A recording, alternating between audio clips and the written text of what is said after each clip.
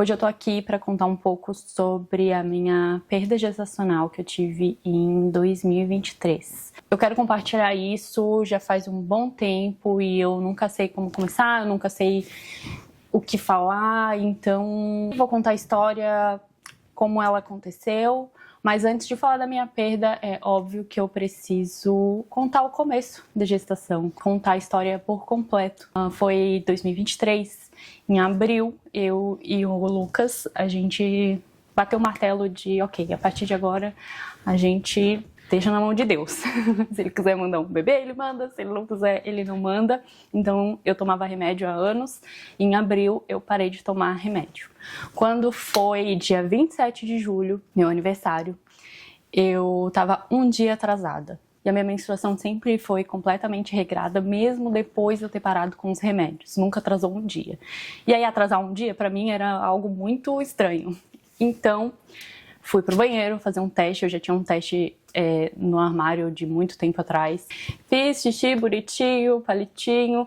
Aí eu soltei o palitinho na bancada, né, o teste na bancada, e fui olhar o papel, né, pra ver como que funcionava aquele teste. Mas eu fui olhar as instruções. Quando eu soltei as instruções na bancada e olhei pro teste, porque tinha que esperar, sei lá, 5, 3 minutos, não lembro direito. Quando eu fui soltar, eu olhei pro teste e, assim, em segundos, já tava uma linha neon, assim, gritando na minha cara que eu estava grávida. E aí, né, a pessoa que queria fazer uma surpresa pro marido, toda bonitinha, gente, eu parecia um furacão dentro de casa. Eu agarrei aquele teste na mão e saí correndo pro Lucas e falei, Lu, tô grávida! E eu lembro, ele tava sentado no computador, de fone de ouvido, ele só me olhou com uma carinha assim, abriu aquele sorrisão, tirou o fone e falou, é sério? Eu falei, é muito sério, eu tô grávida. E aí, naquele momento, a gente parecia duas baratas tontas dentro de casa. A gente ficou, obviamente, muito feliz. A gente andava de um lado pro outro, sentava, levantava, ria, se abraçava, chorava. A gente tava muito feliz. Eu queria sair pra jantar nós dois naquele dia no meu aniversário, então foi uma comemoração mais especial ainda. A gente não parava de sorrir, a gente tava dois bobos, assim, né? E aí a gente começa, faz, né, ultrassom, faz exame de sangue, vê se tá tudo bem. Contamos pros amigos mais próximos, contamos pra nossa família. E aí, depois dos 3 meses, depois que tava tudo bem, eu até demorei um tempão, a gente demorou pra fazer o nosso vídeo de anúncio, né? Porque, né, fotógrafo, videomaker, a gente obviamente queria fazer alguma coisa muito especial para contar. Fizemos o vídeo, postei nas redes sociais, a gente recebeu muito carinho, foi muito especial. Uma semana depois, eu recebo uma ligação da minha médica perguntando se eu podia ir naquele dia ou no próximo dia para consulta. E eu falei que sim, né? Na próxima semana eu ia ter o exame de rotina. Aí eu falei, certo, né? Vagou lá, eles querem adiantar minha consulta, né? Falei, Lu, o médico pediu pra ir lá, acho que eles estão adiantando a consulta da semana que vem, vamos lá. O que eu não esperava foi porque eu tinha feito um teste que chama NIPT. A intenção do teste era descobrir o sexo do bebê, porque eu queria fazer fotos, né, revelando, pra gente saber se era uma menina ou menino. Eu não esperava que era por conta do teste que estavam me ligando, porque junto do sexo, o teste podia apresentar 3 síndromes, né? Ele ia identificar se o bebê tinha alguma síndrome. Você nunca espera, né, que o teste mostre alguma coisa.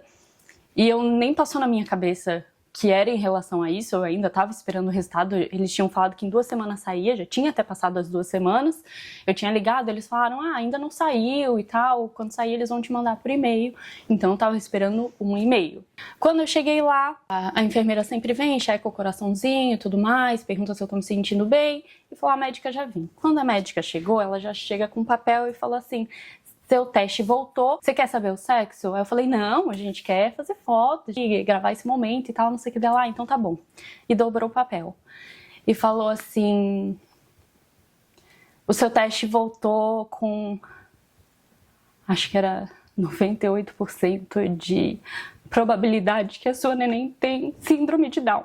Eu tava sentada, a médica na minha frente falando 1 bilhão de coisas. A partir daquele momento, eu olho pro canto da sala, tá o Lucas, ele parecia o Chaves, sabe o Chaves quando vai desmontando? Era o Lucas naquela cadeira. E o Lucas, pra quem não conhece, ele não lida muito bem com hospital, com clínicas, esse tipo de coisa, não é o lado forte dele. Tanto que na primeira ultrassom que a gente fez, eu entrei no banheiro pra colocar minha roupa. Quando eu saí, eu olhei pra enfermeira e falei, cadê o Lucas? Ela falou, ele saiu correndo. Eu falei, nossa, ele devia estar passando mal, ele não lida muito bem com esses ambientes. Então, quando eu vi ele desmontando na cadeira, eu achei que ele ia desmaiar, né? Aí a médica não parava de falar um monte de coisa, eu olhei pra ela e falei, me dá um segundo. Eu olhei pra ele e falei, você vai desmaiar? Você tá bem? Ele só fez assim.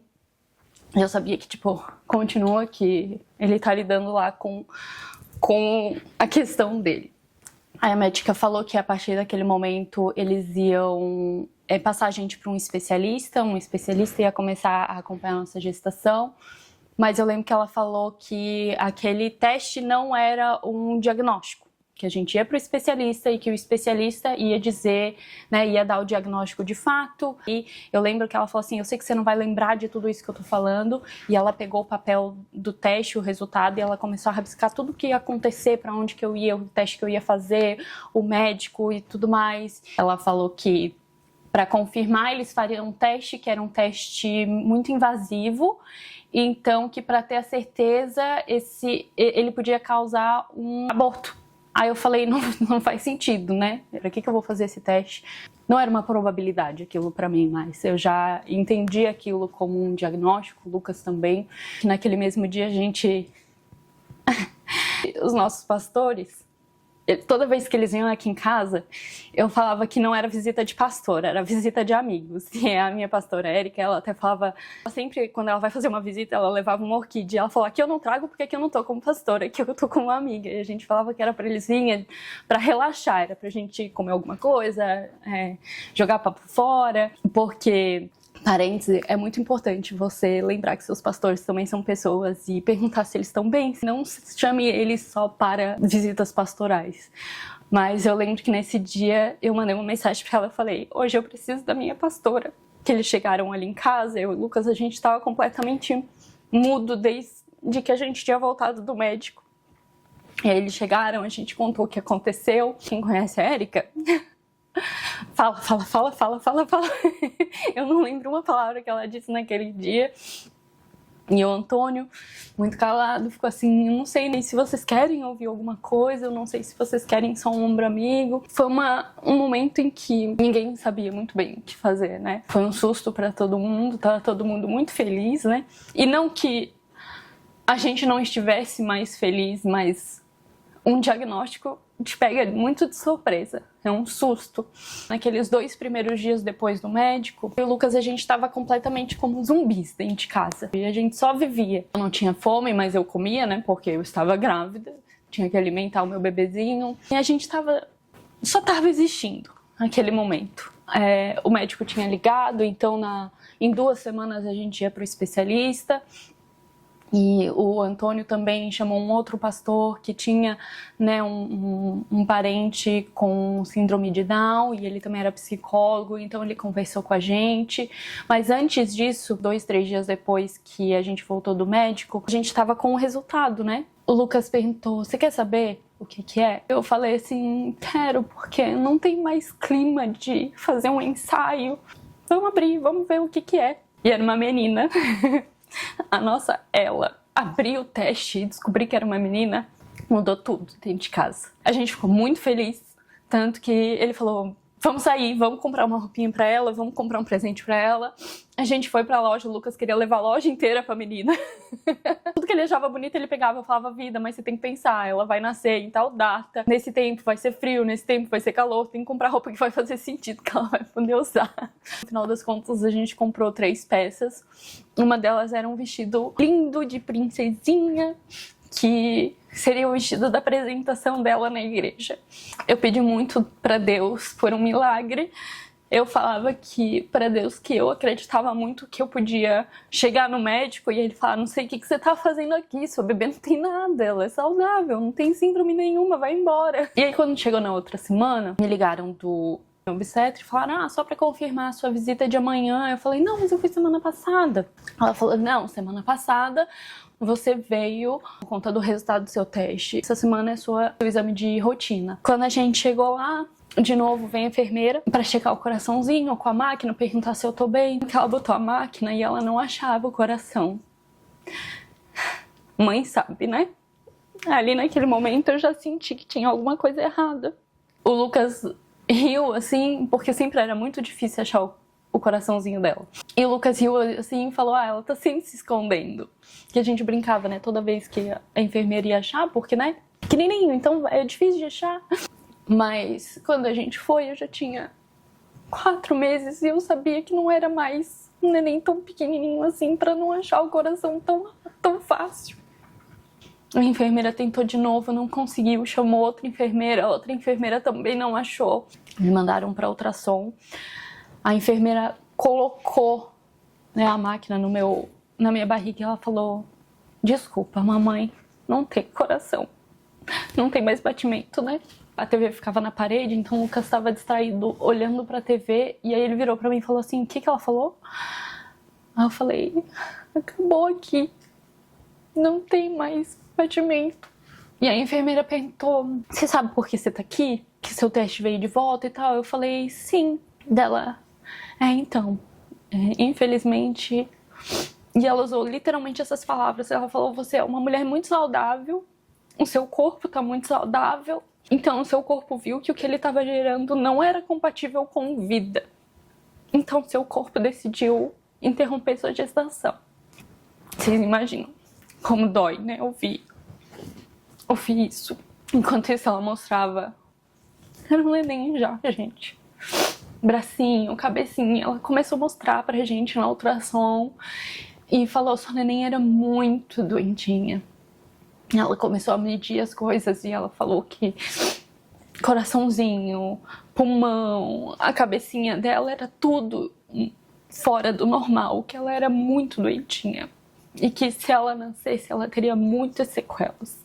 Ela falou: quando você vê um nenenzinho, uma criança, um adulto com síndrome de Down, ou até outra síndrome, ela falou: saiba que aquele neném, aquela pessoa queria muito estar aqui fora, queria muito nascer. Porque toda a gestação, o corpo está tentando interromper aquela gestação. Essa é a natureza do nosso corpo. E se aquela criança nasceu, se aquele bebê nasceu, ela queria muito estar aqui. A gente sabe, né, que não é a criança, que é Deus, né? Então Deus tem um propósito para tudo. E no primeiro momento eu falei: tá bom, Deus, ok, se não era para ela vir, não entendo porquê, acho completamente maluco isso. Porque, né, a gente tinha algumas questões em casa e eu falava: não faz sentido isso aqui tá acontecendo e você terminar com tudo isso agora. Me magoou muito. Mas eu tava aceitando. E aí o médico veio, me deu as opções, como era uma gestação mais avançada. A gente não podia mais esperar acontecer naturalmente. E aí eu fui embora, eu pedi pra ele alguns dias, fui embora. Liguei pra uma outra amiga, que ela já tinha passado por uma perda. Perguntei pra ela como que tinha sido a experiência pra ela, o que ela tinha escolhido, o que tinha acontecido. A Paulinha e o Thiago, né, largaram tudo na mesma hora. Vieram pra nossa casa pra nos acolher. Também liguei pra minha família, Lucas ligou pra mãe dele, contamos pra todo mundo. Conversei com o meu médico geral, né? Eu confio, né, no meu médico, perguntei pra ele o que era a melhor opção, ele conversou comigo. E aí fomos pro hospital, mas não podia esperar mais muito tempo, né? A gente foi e eu lembro que meus pais vieram pra cá, minha mãe preparou a comida que eu queria comer, vieram cuidar da gente. E foi um momento tão difícil, porque a partir do momento que você tá grávida, você espera ir pro hospital e sair de lá com um nenenzinho no colo. E não foi o caso. Quando eu voltei pra casa, eu lembro que eu fiz um post. De novo, eu tava aceitando, né, o que Deus tinha decidido, porque eu sabia que Ele tem o melhor pra gente. Mas o tempo foi passando e aquilo foi me revoltando de uma forma tão grande. Pra mim não fazia sentido, eu me senti completamente abandonada por Deus, abandonada pelos meus amigos. E por mais que a gente teve pessoas do nosso lado, você se sente só. Enquanto eu lidava com as minhas dores, o Lucas lidava com a dele. E é muito doido, porque eu falava pro Lucas depois de um certo tempo, depois que a gente já tava melhor, eu falava pra ele, em pleno 2023, as pessoas não sabem como acolher alguém que perdeu um neném. As pessoas não entendem a dor. E eu ouvi tanta coisa, assim, que eu falava assim, como a pessoa ousa falar isso pra mim, sabe? E eu sei que vem de um lugar desconhecido, as pessoas não sabem como lidar, elas acham que o que elas estão falando é algo de incentivo, é algo bom, é uma palavra boa, e na verdade só me machucava mais ainda.